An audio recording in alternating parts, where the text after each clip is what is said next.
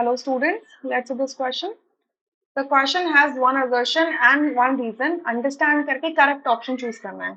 Assertion कहता है the catalyst does not alter the equilibrium constant. It is absolutely true.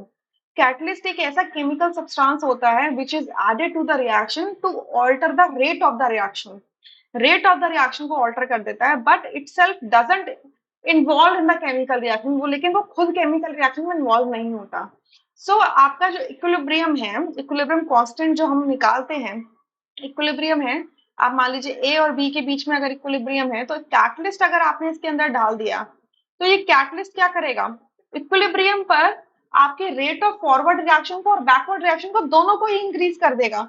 आपका equilibrium constant जो होगा, इक्विलिब्रियम कांस्टेंट क्या होता है, that is concentration of B divided by concentration of A. ये होता है.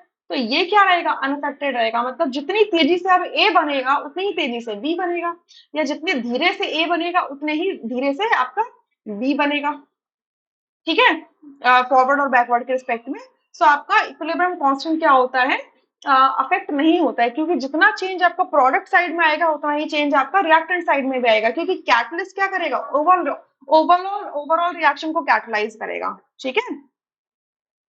अब यहाँ पे जो रीजन लिखा है, रीजन क्या कहता है, that for the catalysed reaction and the uncatalysed reaction delta H remains the same. Delta H क्या है, enthalpy change remains the same and the equilibrium constant depends on the enthalpy change. It is again true. ठीक है, ये बिल्कुल true है कि आपकी जो आपका जो कैटलाइज रिएक्शन है या फिर अनकैटलाइज रिएक्शन है, कैटलाइज रिएक्शन क्या होता है, बेसिकली वो क्या कर देता है, एक डिफरेंट पाथवे प्रोवाइड करा देता है. मतलब एक्टिवेशन एनर्जी को डिफरेंशिएट कर देता है. ठीक है, एक्टिवेशन एनर्जी को चेंज कर देता है. क्लियर. कैटलाइज में एक्टिवेशन एनर्जी कम हो जाती है, अनकैटलाइज में ज्यादा होती है, बट ओवरऑल जो delta H of the reaction होता है that remains the constant. That remains the constant. Delta H is the enthalpy change of the reaction. वो क्या रहता है, सेम रहता है.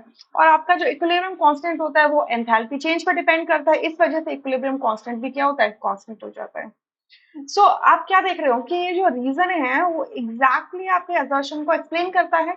इस वजह से A option, first option correct हो जाएगा, rest options would be incorrect. देखिए अब आपका इक्विलिब्रियम कांस्टेंट डेल्टा एच पे कैसे डिपेंड करता है.